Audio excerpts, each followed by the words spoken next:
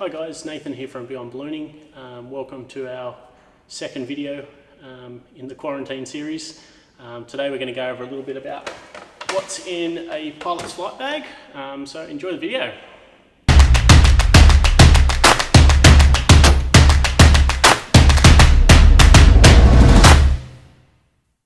Okay guys, so up first is the actual pilot's flight bag. All pilots will have some sort of bag. This will contain all the items we need to safely conduct the flight in the morning. We're going to run through a few of those items, a few things that you may not know about, and a few little quirky things that we do carry that are specific to balloons. So here we go. So first up we have the VHF radio. We use this to communicate to other aircraft throughout the flight. This may be other companies' balloons or planes, helicopters, gliders, that sort of thing. And anyone that's on the ground at an airport as well. Flying here in the Hunter Valley, we use one frequency, but in other areas where we're operating in controlled airspace, we may use multiple frequencies, and we need to be aware of that before we take off. So we'll generally pre-program these in the radio before we launch. Up next is the UHF radio, very important. We use this to talk to our own company balloons and also to our ground crew throughout the flight. During the flight, balloon pilots will be communicating to each other. Obviously, with the balloon being so big, we have quite a large blind spot above us. So we need to get confirmation that we're clear above if we're planning on climbing up.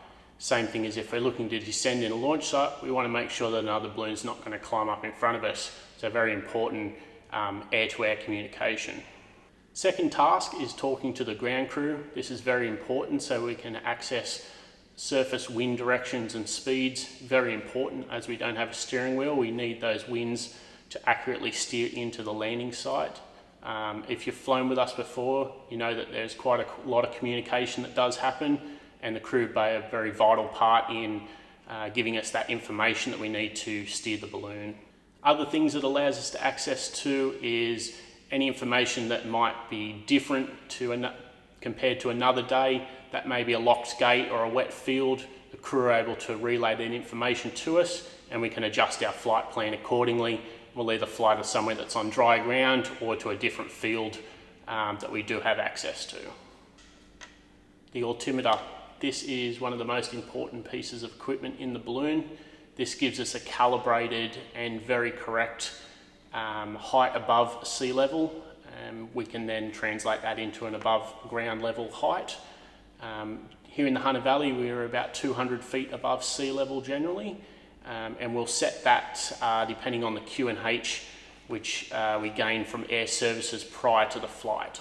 This being a calibrated piece of equipment and part of the aircraft, they're sent away every 3 years for calibration, and that's by an approved person from CASA. Along with the height, this also has a barometer in it, and it allows us to tell how quickly or slowly the balloon's climbing or descending. We have limitations in the flight manual. Each type of balloon has a different limit, and we have to be aware of that prior to the flight. Most of our commercial balloons are limited to 1,000 feet per minute up and down, but generally we're operating around the 600 to 800 feet per minute mark on the top end, but general slow climbs are about 200 to 400 feet per minute. Up next we have our GPS or moving map. We use a mapping software which has topographical or satellite maps on that. We're able to then reference our speed and direction above the ground with a cursor. This allows the pilot to see exactly where he is, where he's tracking, and at what speed he's going there. We run a software called Aussie Explorer on the tablets, which gives us access to the maps and are calibrated depending on the coordinates of the area. In addition to this, we use a small application called Aussie Target, which runs on top of the Aussie Explorer software.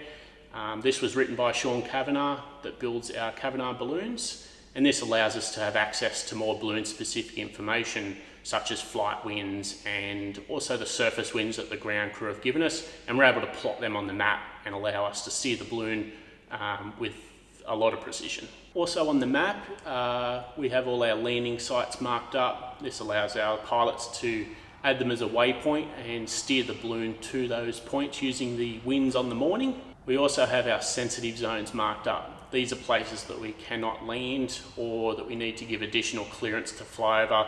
This may mean horses or livestock that are stirred up by the balloons, and we do our best to avoid these areas during our flight route. As we're a commercial pilot, we need to carry by law our flight crew license. This little folder also contains our current medical, which we do every 2 to 4 years depending on our age. Also in there is our security card should we need to fly into a licensed aerodrome. This is basically our identification as a pilot.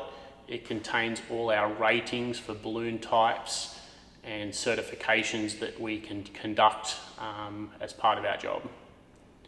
Okay guys, just getting nearly to the end of the bag. One of the most important things for balloon pilots is a nice pair of gloves. We have these nice Nomex ones which resist the heat, and they've also got a leather lining on the inside. As you'll see with the balloons, obviously we operate quite a big flame, so the Nomex gives us nice protection on our hands from that flame should that come back for any reason. We also need to operate the control lines within the balloon, and hence the leather lining on the inside stops the pilot's hands getting a rope burn as the rope slides back through on the return.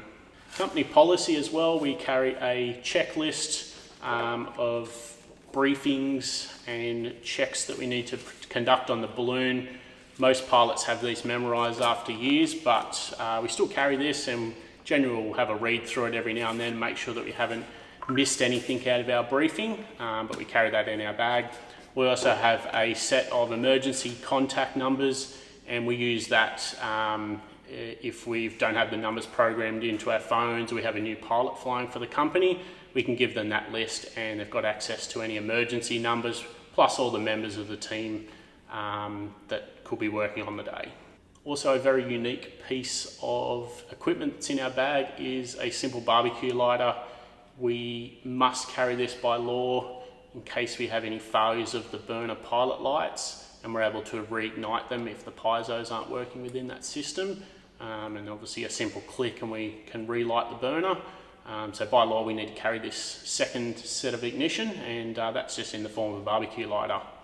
Okay guys, thanks for joining us here tonight. I hope you got a little bit out of this. If you've got any other questions or would like us to cover any topics, anything about our equipment or a little bit about our business, just let us know in the comments below, or even send us a message. We can either answer that there or in another video that's coming up.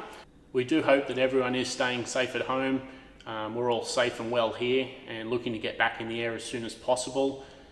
This date does keep changing with new government restrictions, but we'll update everyone with the up and coming flight schedule as that progresses. Anyway guys, until the next video, stay safe and we'll see you soon. Thank you.